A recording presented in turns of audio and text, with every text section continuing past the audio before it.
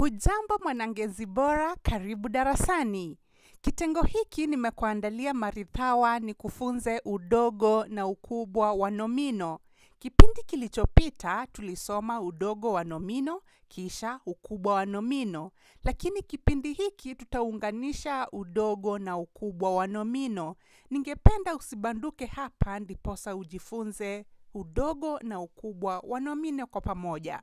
Moja, ni vizuri tujue kiambishi ki uwekwa kabla ya kiambishi ji ili kudhihirisha udogo. Kiambishi ki uwekwa kabla ya kiambishi ji ili kudhihirisha udogo. Mbili, ili kupata hali ya udogo wa nomino, nomino hiyo kwanza ugeuzwa kwa hali ya ukubwa. Ili kupata hali ya udogo wa nomino, nomino hiyo itangeuzwa katika hali ya ukubwa. Ni vizuri uelewe hiyo zaidi, ili ujue kabla hatujaandika nomino katika hali ya udogo, kwanza nomino hiyo ikiwa katika hali ya wastani au hali ya kawaida, tutaingeuza katika hali ya ukubwa, kisha tutapachika ki mwanzoni mwa neno ambalo liko katika ukubwa, ndiposa neno hilo au nomino hiyo iwe katika hali ya udogo. Ningependa tupate mifano ndiposa tuelewe zaidi. Tutakuwa na nomino katika hali ya wastani au hali ya kawaida, kisha nomino hiyo tutaingeuza katika ukubwa, kisha tungeuze neno hilo ambalo liko katika ukubwa katika udogo. Tuanze. Moja, kikombe. Katika ukubwa ni jikombe. Katika udogo kinjikobe. Ningependa hapo uangalie vizuri. Neno katika wastani au nomino ni kikombe. Katika ukubwa imekuwa njikombe.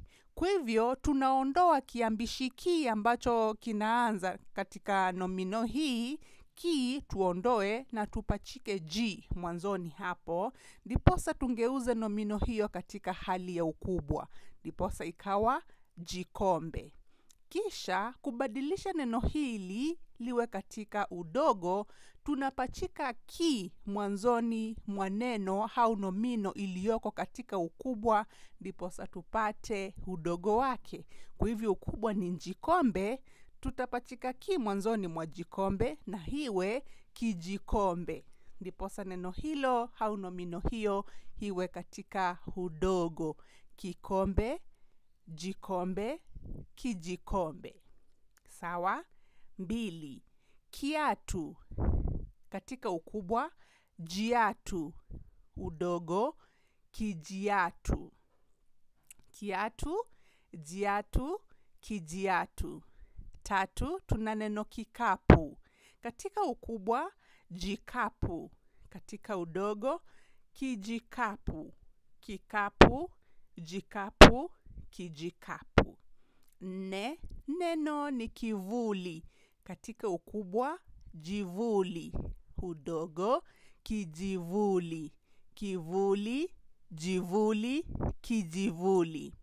Tuna nomino nyingine tano. Kitabu. Ukubwa wa kitabu ni jitabu.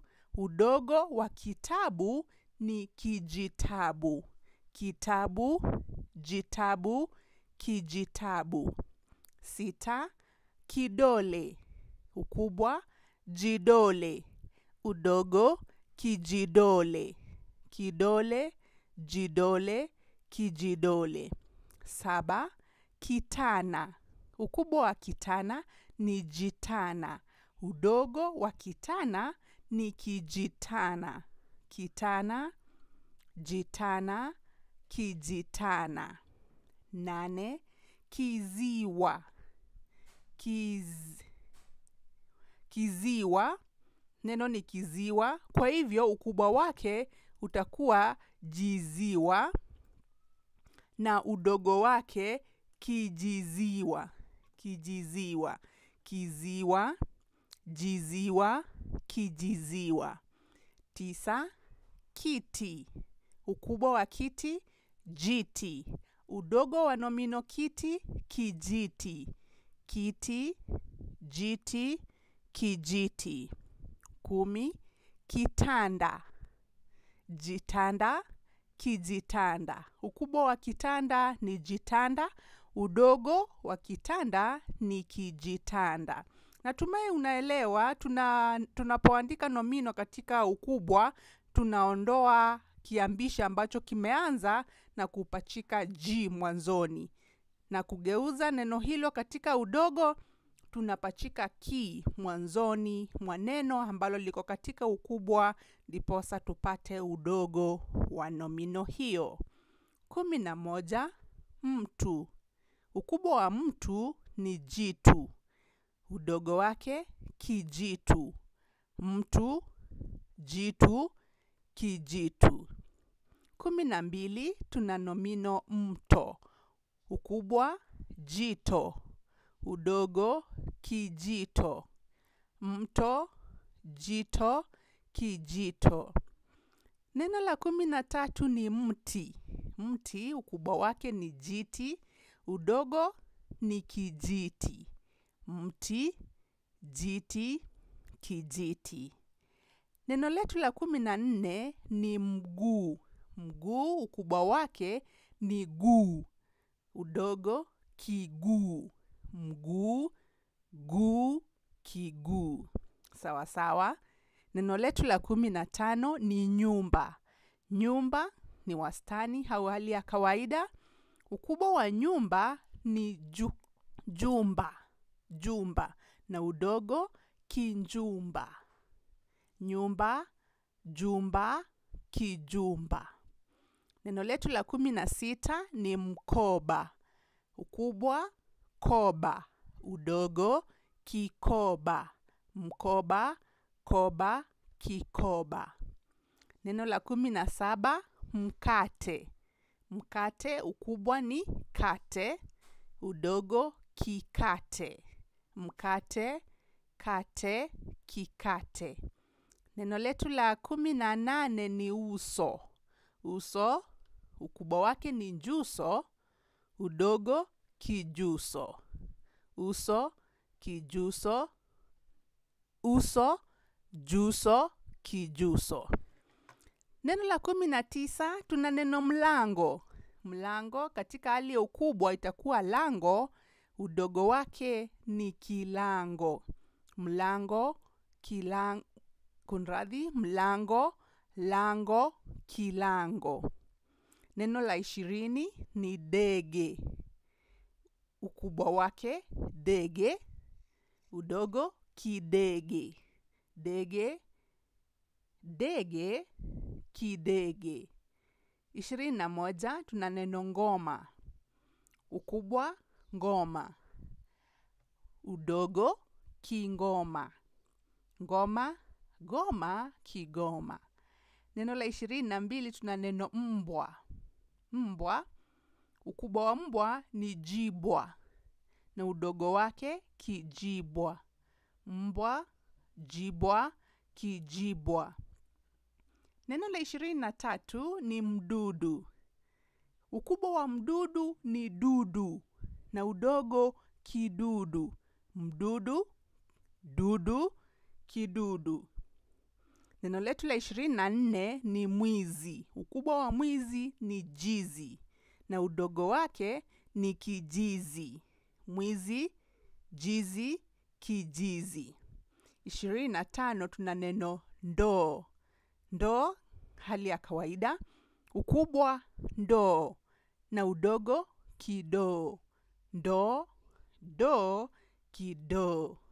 26 tuna neno mbuzi. Ukubwa wa mbuzi ni mbuzi, udogo kimbuzi. Mbuzi, mbuzi, kimbuzi. 27 neno ni ndovu. Ukubwa ndovu na udogo kidovu. Ndovu, dovu, kidovu. 28 neno nguruwe. Ukubwa wake nguruwe, udogo kinguruwe.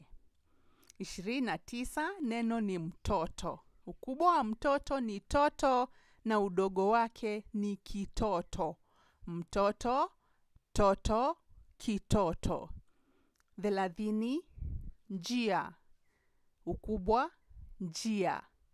Udogo kinjia. Najua umeona maneno yameenda yakibadilika katika ukubwa, kwa maana tulikuwa tunapachika G mwanzoni mwa neno ambalo liko katika ukubwa. Ni vizuri ujue si nomino zote ambazo tutapachika G mwanzoni ndiposa iwe katika ukubwa. Kwa maana maneno mengine ambayo yana silambi mbili, tutaondoa herufi ambayo imeanza ndiposa neno hilo liwe katika ukubwa. Kwa mfano neno mkoba. Mkoba ina silambi hapa. Baada ya herufi ya kwanza kuna silambi mbili. Koba. Koba. Hizo ni silambi mbili. Kwa hivyo tunaondoa ya kwanza na neno hilo litakuwa katika ukubwa. Kwa hivyo mkoba ndiposa ikawa koba. Maana ina silambi mbili baada ya herufi ya kwanza. Tuko pamoja? Lakini baada ya kuandika neno hilo katika ukubwa, tunapachika ki mwanzoni ndiposa liwe katika udogo. Maneno yote au nomino zote upachikwa ki mwanzoni mwa ukubwa wa nomino hiyo ndiposa hiwe katika hali ya udogo. Vile vile neno kama hili mkate lina silambi mbili hapa baada ya herufi ya kwanza. Tuna kate, kate, kate. Kwa hivyo tunaondoa na neno hilo litakuwa katika hali ya ukubwa. Ndiposa tuna kate. Na ukubwa wake tunaweka ki mwanzoni na kuwa kikate. Natumai umeelewa hapo. Ningependa nikupe tanbihi ambayo itakusaidia sana unapotatua maneno au nomino ambazo ziko katika hali ya udogo na hali ya ukubwa. Ni vizuri ujue kabisa na hili ulitilie maanani kuwa nomino zilizo katika hali ya ukubwa huwa katika ngeli ya lia. Nomino zilizo katika hali ya ukubwa huwa katika ngeli ya lia. Kwa hivyo hata ukitunga sentensi yoyote katika maneno ambayo yako katika ukubwa, yanafaa kuingia katika ngeli ya lia. Tuchukue mfano wa neno mkate. Mkate ni neno ambalo liko katika wastani, ukubwa wake ni kate. Kate. Kwa hivyo tutatumia neno kate kutunga sentensi, tuone kama itaingiana vizuri katika ngeli ya lia. Tuseme kate lililiwa. Kate lililiwa. Kwa hivyo imeingia katika ngeli ya li. Wingi wake kate lililiwa, wingi makate yaliliwa. Makate yaliliwa. Tuko pamoja? Kwa hivyo imeingiana katika ngeli ya lia. Mfano mwingine mguu. Mguu ni hali ya kawaida au wastani, ukubwa wa mguu ni guu. Kwa hivyo tunatunga sentensi tukitumia ukubwa wa neno hilo guu. Guu linauma. Guu linauma. Wingi wake maguu yanauma. Maguu yanauma. Kwa hivyo nomino ambazo ziko katika hali ya ukubwa zitachukua ngeli ya lia. Tuko pamoja? Kisha nomino zilizo katika hali ya udogo huwa katika ngeli ya kivi. Nomino zilizo katika hali ya udogo huwa katika ngeli ya kivi. Tuchukue mfano wa neno gani hapa? Mtoto. Mtoto udogo wake ni kitoto. Kwa hivyo tunatunga sentensi tukitumia nomino ambayo iko katika hali ya udogo, na udogo wa mtoto ni kitoto. Kwa hivyo kitoto kinalia. Kitoto kinalia. Ngeli ya ki. Wingi wake vitoto vinalia. Vitoto vinalia. Imeingiana vizuri katika ngeli ya kivi. Tuchukue nyingine kimbuzi. Mbuzi, mbuzi, kimbuzi. Kwa hivyo tunatumia neno kimbuzi ambayo iko katika hali ya udogo. Kimbuzi kimezaliwa. Kimbuzi kimezaliwa. Katika wingi vimbuzi vimezaliwa. Vimbuzi vimezaliwa. Natumai umeelewa jinsi ya kubaini ngeli zilizoko katika nomino za ukubwa na za udogo.